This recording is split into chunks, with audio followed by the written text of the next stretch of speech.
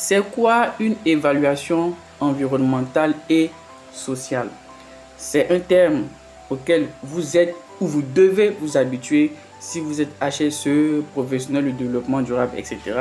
Ou même si vous êtes en reconversion, ou même si c'est un domaine qui n'est pas forcément le vôtre, c'est vraiment un thème que vous devez connaître en évaluation environnementale et sociale. Alors, de quoi il s'agit?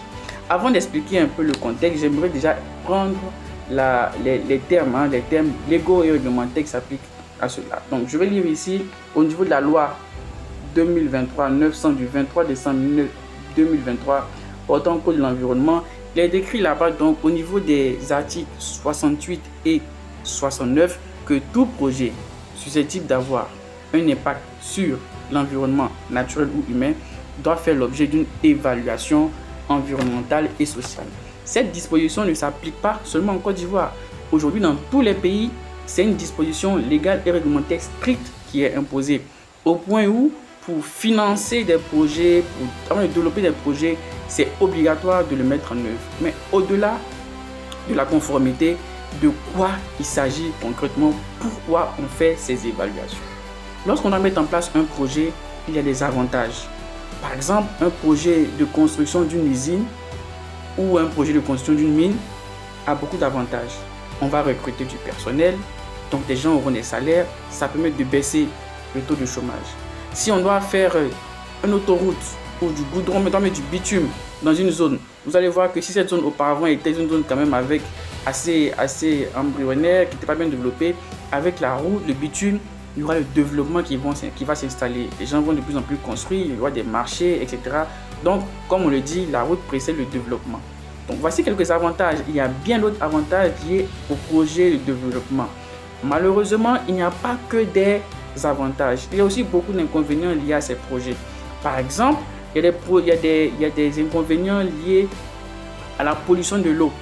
Vous avez une industrie agroalimentaire ou une industrie, peu importe, qui va relâcher ses eaux usées dans des eaux environnantes.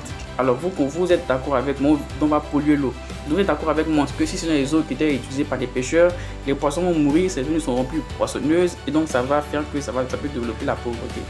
Ou bien ça peut contaminer l'eau en sorte que les gens qui l'utilisaient peut-être pour boire ou faire des autres activités domestiques ne pourront pas l'utiliser. On a beaucoup de problématiques comme ça aujourd'hui en Côte d'Ivoire, liées notamment à l'orpaillage.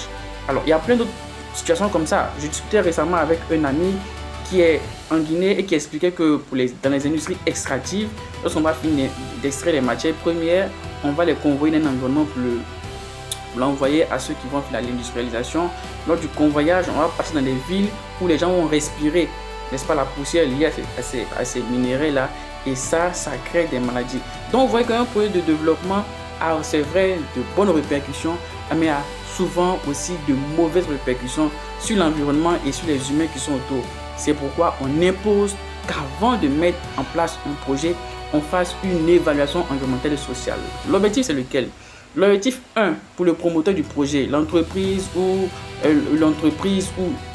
le promoteur, c'est de pouvoir identifier, avant que le projet ne voit le jour, d'identifier quels seront les impacts de son activité sur l'environnement et sur l'environnement naturel et puis sur les humains. Il doit identifier cela. Après avoir identifié, il doit pouvoir élaborer un plan d'action qu'on va mettre souvent dans un PGS, plan de gestion environnementale et sociale, dans lequel il va expliquer comment il compte réduire ou limiter son impact négatif sur l'environnement et sur les humains qui sont autour. Ça permet donc à ce qu'un projet qui voit le jour ait en tout cas moins d'impact négatif sur l'environnement et sur les hommes. Donc voilà, tu comprends le principe. Si tu veux plus d'informations, tu peux te procurer ce document ou consulter le texte légal et réglementaire que j'ai mentionné ici. Tu vas voir, il y a toute une explication sur comment cela se fait pour une entreprise. Je te remercie.